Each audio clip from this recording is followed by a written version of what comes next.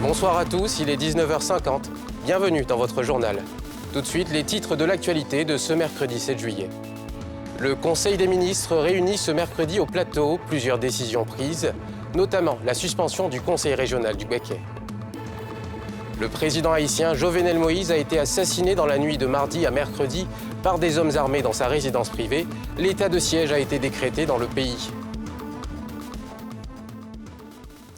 Le Conseil des ministres, réuni ce mercredi au plateau sous la conduite du président Alassane Ouattara, a décidé de la suspension du Conseil régional du Béquet suite à de nombreux blocages constatés dans son fonctionnement. Il a par ailleurs été décidé de la création d'un centre de service civique dans chaque région de la Côte d'Ivoire pour davantage resocialiser et insérer les jeunes défavorisés. Pierre Dippo-Mélin, Harouna Zeba. Le Conseil régional du Béquet est suspendu après la condamnation de son président Jacques Mongois. Le Conseil régional du Béquet a eu à sa tête un président intérimaire, mais celui-ci éprouve d'énormes difficultés et le fonctionnement de cette entité décentralisée est à l'arrêt. Comme vous le savez, suite à la condamnation du président de ce Conseil régional, un président intérimaire avait donc été désigné, mais il se trouve que certains blocages au sein de ce Conseil ont fait de sorte qu'aucune session de ce Conseil n'a pu se tenir. Et devant les blocages permanents qui existaient, le ministère de l'Intérieur, donc tutelle, a dû prendre cette décision afin de permettre au Conseil régional du Béquet de retrouver un fonctionnement normal en attendant donc le renouvellement des organes de cette entité décentralisée. Par ailleurs, après le succès du programme de resocialisation des jeunes désœuvrés qui a permis à 1500 d'entre eux d'être réinsérés dans le tissu social, le Conseil des ministres envisage la vulgarisation des centres de services civiques dans chaque région du pays. 1569 jeunes initialement en situation de vulnérabilité qui ont été resocialisés après un encadrement de type militaire sur une durée de 3 mois. L'initiation au métier de leur choix, maçonnerie, construction mécanique, électricité automobile, agro-pastorale, sécurité et distribution, etc., sur une période de 6 mois en alternance. Ils ont ensuite bénéficié de stages et ont été insérés dans des emplois auprès de maîtres artisans. Pour la consolidation de ces acquis, le gouvernement prévoit sur la période 2021-2025 la réhabilitation des centres de services civiques existants et l'implantation d'au moins un centre de service civique dans chacun des 14 districts du pays pour la prise en charge de 14 000 jeunes, soit 1 000 jeunes par district, pour un coût total estimé à 27 milliards de francs CFA. Le président de la République a récemment nommé des ministres-gouverneurs dans les 14 districts du pays. Objectif, booster les pôles économiques régionaux de la Côte d'Ivoire. Janet Rogan, ministre britannique de l'Afrique et ambassadrice en charge de la COP26 sur le changement climatique qui aura lieu à Glasgow en novembre 2021, a visité ce matin la forêt de Languédédou au nord d'Abidjan. Cette visite en 3 étapes aura permis à la diplomate britannique de s'enquérir des efforts fournis par les autorités ivoiriennes en matière de préservation de la forêt et de sa biodiversité. Un reportage de Yéli Traoré et Tanguy Conan. C'est au pas de charge que l'ambassadrice britannique en charge de la COP26, qui aura lieu en novembre à Glasgow, en Écosse, a visité la forêt classée de Languédédou, au nord d'Abidjan. Cette forêt de 8500 hectares constitue, avec celle du Banco, l'un des poumons de la ville d'Abidjan. Elle abrite 13 forages d'alimentation en eau potable de la ville d'Abidjan. La délégation a également visité le site de production de plants de la Sodefort, société de développement de la forêt, avant de procéder à un planting d'arbres sur un site de reboisement visant à recoloniser la culture du manioc. Au niveau de la Côte d'Ivoire, une nouvelle politique forestière a été adoptée en 2018 et une stratégie a été également bâtie. Cette stratégie, pour la mettre en œuvre, il nous faut à peu près 616 milliards et aujourd'hui, je pense que nous sommes en plein dans sa mise en œuvre. Ce que vous avez vu ici à Languédédou constitue un maillon essentiel de ce que nous faisons sur tout le territoire national. nous avons l'ambition de faire 300 000 hectares par an et produire aussi 300 millions de plants par an pour reboiser 300 000 hectares. Ici, on voit avec les forêts beaucoup de potentiel pour l'emploi, mais l'emploi légal. Quand il y a l'exploitation illégale de nos forêts et de la nature, ça fait toujours des problèmes. Ça dégrade les forêts, ça dégrade la terre, ça dégrade l'eau. Et comme ça, nous aurons toujours des problèmes avec notre agriculture et dans notre vie. Donc, je félicite le gouvernement ici, de la Côte d'Ivoire, de la grande ville d'Abidjan et tous les accompagnants aujourd'hui pour leurs travaux, parce que c'est vraiment impressionnant. La visite du ministre britannique des Affaires étrangères en Côte d'Ivoire et celle de l'ambassadrice chargée de la COP26 dans la forêt classée de Anguédédou entre dans le cadre des préparatifs de la COP26 devant se tenir en novembre 2021 à Glasgow, en Écosse. Le recrutement pour le test de l'armée ivoirienne a débuté le 28 juin et prendra fin le 9 juillet. 3000 places sont à pourvoir. Plus que 2 jours donc pour le dépôt des dossiers. Les candidats sont venus nombreux et vous allez le voir, franchir cette première étape relève déjà du parcours du combattant. Jean-Michel Quadio et Harouna Zeba. Abidjan Plateau. Ces candidats au test militaire sont présents devant l'état-major général des armées depuis maintenant 3 jours. Pour eux, qui espèrent intégrer la grande famille de l'armée, c'est un parcours du combattant. Depuis le dimanche, on me suit là. Le 28 lundi, nous sommes là jusqu'à actuellement. Il n'y a rien. Il faut faire rentrer les connaissances et par les connaissances que ça se déroule. Bon, nous, on n'a pas les connaissances, mais dans nous, on fait comment? Nous, on reste, on dort dans les caniveaux. Bon, on nous chicote même. Tu vois, même pour boire l'eau même là, il faut que tu demandes à des amis à boire l'eau. C'est déjà un test éliminatoire pour les moins tenaces. Il y a un qui est venu vers moi, il voulait la nourriture, mais comme il est malade, ça ne va pas. Il avait faim, depuis dimanche il est là, il ne rentre pas. Quand il est venu là, il voulait manger, il a eu vertige, il voulait tomber, moi-même je l'ai pris dans mes bras, je l'ai envoyé à la maison et mis une nourriture à côté de lui. Au-delà de cette file d'attente interminable, les candidats crient à l'injustice. Pour se laver, mais c'est un problème. On ne mange pas, on ne fait rien, on est là comme ça. On dit recrutement, on vient à un autre diplôme avec les dossiers là. Mais après là, on nous fait croire que non, attendez, les enfants militaires vont rentrer d'abord. C'est bizarre, mais on aura essayé de voir au fait. C'est le 31 mai dernier à la base navale de Lokodjro que le général de corps d'armée Lassina Doumbia a fait l'annonce du recrutement prochain de 3000 jeunes pour le rajeunissement des effectifs militaires. Une annonce qui a provoqué la ruée des jeunes pour servir le drapeau national. Et à présent, regard sur un métier en plein essor, la peinture en bâtiment. Dans ce reportage, l'expérience de 2 professionnels aux trajectoires différentes. Un reportage de Brice Niawa et Eric Kimou. À l'intérieur ou à l'extérieur d'un bâtiment, d'une maison ou d'espaces commerciaux, le travail d'un peintre en bâtiment consiste à recouvrir les murs et les plafonds de revêtement, de façon à les protéger et à les décorer selon la demande. Une profession qu'exerce ce jeune homme après 6 ans d'études en arts plastiques. Ce matin, lui et son équipe sont sollicités à Abobo pour l'embellissement d'une résidence. On fait un peu de tout. Dans le portrait, et aussi la décoration des bars et aussi les aquariums. C'est aussi la peinture des aquariums. Contrairement à Stéphane Fouabi, plusieurs jeunes pratiquent ce métier sans être passés par la formation. C'est l'exemple de ce trentenaire rencontré à Yopougon. Après avoir arrêté ses études en classe de 3e, par faute de moyens financiers, il s'est tout de suite orienté vers la peinture du bâtiment. Je peux dire que depuis le bas âge, ça a commencé déjà par passion. Il y a un ami qui était au Beaux-Arts, qui est venu, il m'a dit, mais toi tu fais quoi ici?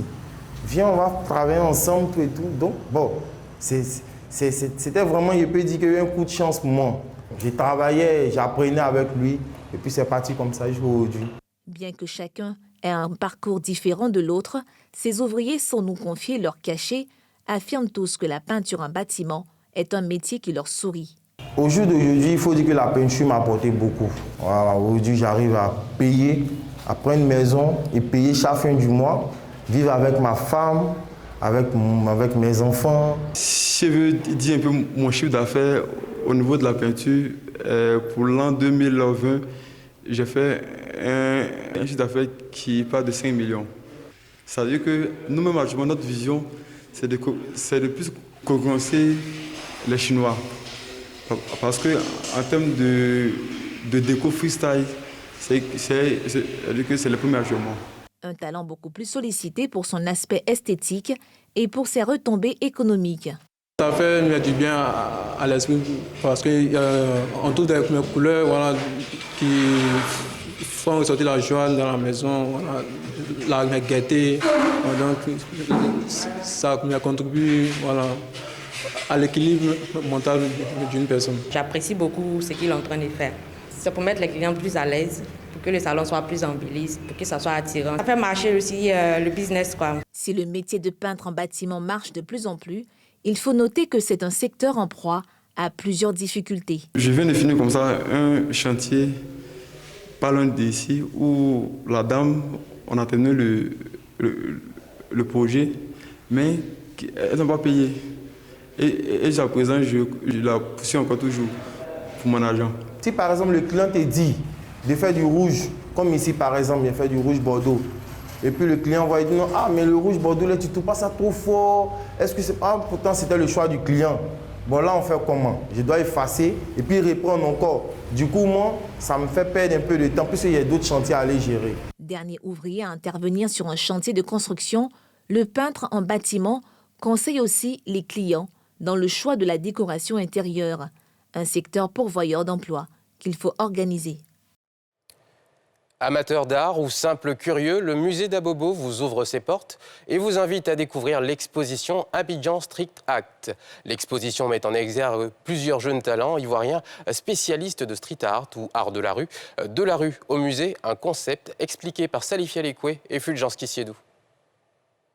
Ce véhicule de transport en commun en épave, communément appelé Gbaka dans l'enceinte du musée contemporain Adama Tongara d'Abobo, commune au nord d'Abidjan. Le Gbaka, un véhicule populaire, tout un symbole à Abidjan, notamment dans cette commune. Il est recouvert de plusieurs graffitis, une œuvre d'art de plusieurs artistes spécialistes de street art ou l'art de la rue, promus par des jeunes Ivoiriens, dont Alberto, qui contemple ce Gbaka. Nous sommes de plein pied dans l'exposition Abidjan Street Act initiée par le MUCAT. À la base, c'était un art de revendication, mais qui se faisait dans la rue. Et puis, après, on a eu des artistes qui ont intégré des musées, qui ont intégré des galeries pour pouvoir permettre de vivre aussi de leur art. Parce qu'il y a aussi ça, c'est aussi important de pouvoir vivre de son art, même si on est passionné par un mouvement. Il est important que pour la continuité, on puisse avoir la force de continuer. Pour les organisateurs, il s'agit d'attirer les populations à venir découvrir de belles œuvres au sein de ce musée, d'où le concept de la rue au musée. J'attends à ce que les gens franchissent le pas du musée et viennent vraiment voir un petit peu ce qui se passe dans un musée. C'est finalement une thématique, on va dire, assez accessible, puisque c'est déjà un art qu'ils ont démystifié dans la rue. Et je me disais que c'était un trait d'union pour que le musée ait une apparence d'ouverture, parce que c'est vrai que l'extérieur, c'est un magnifique musée, comme vous y êtes, là, je pense que tout le monde peut le vivre ici en regardant les espaces, mais il faut oser franchir la porte. L'art, c'est une pause impressionnante dans la vie de tous les jours de quelqu'un. On a besoin d'avoir de l'émotion, on est tous des humains, on a besoin d'avoir un petit peu de prendre un jet de couleur, d'essayer de comprendre, il y a quelque chose qui vous parle, ou quelque chose au contraire que vous n'aimez pas et qui vous provoque quelque chose, donc voilà, ça permet de bouger. Abidjan Street Act refermera ses portes le 5 septembre 2021. Ce sont 25 œuvres, 5 affiches exposées, 111 photos exposées, 2 plaques, 4 panneaux à découvrir, des ateliers de peinture, une projection de films meubleront cette exposition. Du matériel neuf pour la pratique de la boxe, c'est une initiative du champion de boxe intercontinental IBA, Youssouf Doumbia, et de son staff à destination de plusieurs clubs de la commune d'Abobo, Salifia Lekwe et Fulgence Kissiedou. Des équipements pour la pratique de la boxe, des paires de gants, des casques entre autres, destinés aux clubs de la commune d'Abobo. Telle est l'initiative du champion de boxe International Box Association, IBA, Youssouf Doumbia, dit Abobolais, et de son staff. Un geste pour appuyer la pratique du noble art sous fond d'hommage au défunt Premier ministre et maire de cette commune, Ahmed Bakayoko, qui a soutenu l'international Youssouf Doumbia. Pour promouvoir une valeur pour ces jeunes-là aujourd'hui, qui est une valeur de gagne, d'accepter, de combat, d'apprendre que par le sport, on peut devenir des héros. Nous sommes aujourd'hui à Bobo parce que le Premier ministre Feu Ahmed Bakayoko était le parrain de Youssouf Doumbia. Moi-même, il nous a porté pour un événement qu'on avait organisé à Abidjan. Et malheureusement, il n'est pas resté. Nous sommes des hommes d'engagement. Auprès de lui, nous avons pris de l'engagement pour aider nos petits frères. Aujourd'hui, nous sommes arrivés à Abidjan et à Bobo principalement, réunir tous les clubs de Côte d'Ivoire pour faire ce geste-là, pour apporter, équiper, aménager ces jeunes-là, pour leur expliquer que par le sport, ils peuvent devenir des héros. Cet appui est salué par les clubs bénéficiaires et les autorités municipales. Ça, c'est une grande joie. Ça, c'est jamais vu, ça, je crois. Donc, nous, on est vraiment contents d'être là. En même temps, vraiment, on est rempli de joie. En ce moment, on a du mal à envoyer les matériels ici. Pour le transport, c'est un peu compliqué. Maintenant, ça, c'est des bienvenus chez nous. Ça peut vraiment nous servir. En décembre dernier, l'Ivoirien Youssouf Doumbia, dit Labobolé, a remporté face à l'Argentin Abriel Nicolas Abel un combat qui comptait pour la ceinture IBA dans la catégorie des poids moyens, moins 75 kg. Les épreuves du bac se sont ouvertes depuis lundi et déjà plusieurs fraudeurs ont été épinglés dans certains établissements. Pour rappel, cette année, l'Éducation nationale a fait de la tolérance zéro pour la fraude son fer de lance. Pierre Dipomela. Lycée moderne de Marcory ce mercredi. Le système de surveillance mis en place par des agents de police judiciaire en tenue civile et embusqués dans les environs du centre a permis de mettre le grappin sur 8 présumés fraudeurs aux techniques particulières. Ils sont pour la plupart d'entre eux des candidats libres. Les enfants, ils sont déterminés. Les tricheurs, ils ne changent pas sa manière de faire. Maintenant, ils ont su une autre méthode, donc ils ont des collaborateurs extérieurs à qui ils remettent le téléphone avant de rentrer et au cours de l'épreuve, ils font comme s'ils ont des envies. Ils sortent et puis par la clôture, ils se passent des portables. Mais on dirait, Madame le ministre a su ça aussi, donc elle a renforcé l'équipe de sécurité avec des gens de sécurité extérieurs. Et ce matin, nous-mêmes, on a été surpris par la PJ qui a surpris tous ceux qui rôdaient autour de l'école et qui étaient dans ce système de tricherie-là. Nous avons été heureux, on a pris jusqu'à 8 tricheurs, des gens qui se font passer, qui sont les passeurs de portables par la clôture de l'établissement. Voilà, même les épreuves, les corrections d'épreuves par la clôture arrière de l'établissement. On les a pris, ils sont près de 8 personnes. Et on a pris aussi des portables sur eux. Je crois que la PJ va poursuivre la procédure. La plupart sont des candidats libres. Je suis un peu malheureux. Et quand on a interrogé un d'entre eux, il n'a jamais même fait la terminale. Il n'a jamais fait la classe de terminale. Et il dit non, c'est sa maman qui lui a devenu passer le bac. Et je lui ai dit, on lui a demandé, il comptait sur quoi pour venir faire le bac sans avoir fait une seule classe de terminale. Un autre coup de filet au groupe scolaire Aimé Césaire à Yopougon. 3 élèves sont pris en flagrant délit de tricherie avec leur téléphone, pourtant interdit en salle. La ministre de l'Éducation nationale a renforcé la surveillance des examens à grand tirage cette année. Objectif, neutraliser les fraudeurs et leurs complices. Haïti est sous le choc. Haïti dans l'inconnu après l'annonce de l'assassinat du président Jovenel Moïse dans sa résidence privée ce matin par un commando étranger. Son épouse a également été blessée dans cet attentat. L'état de siège a été déclaré par le Premier ministre sortant. La communauté internationale se dit choquée et préoccupée pour la stabilité du pays. Des précisions de Yéli Traoré. Mon pays qui se heurte depuis quelques... L'annonce de l'assassinat du président haïtien Jovenel Moïse a été faite par le Premier ministre par intérim, Claude Joseph, par un communiqué officiel. Le président a été assassiné chez lui par des étrangers qui parlaient l'anglais et l'espagnol. Ils ont attaqué la résidence du président de la République. La situation sécuritaire est sous contrôle. L'épouse du président a été blessée dans l'attaque, qui a eu lieu vers 1h locale et hospitalisée. Certains médias annonçant même sa mort. Le gouvernement appelle la population au calme et indique que la police et l'armée allaient assurer le maintien de l'ordre. Venu du monde des affaires, Jovenel Moïse est mort à 53 ans. Il a été élu président en 2016 et a pris ses fonctions le 7 février 2017. Le président américain Joe Biden a condamné mercredi l'assassinat du président Moïse, qualifié de très inquiétant, tout en promettant l'aide de Washington. Le chef de la diplomatie européenne, Josep Borrell, se dit choqué par l'assassinat et préoccupé par le risque d'une spirale de violence dans le pays. Et c'est la fin de ce journal. Merci de nous avoir suivis. Bonne suite de programmes sur NCI.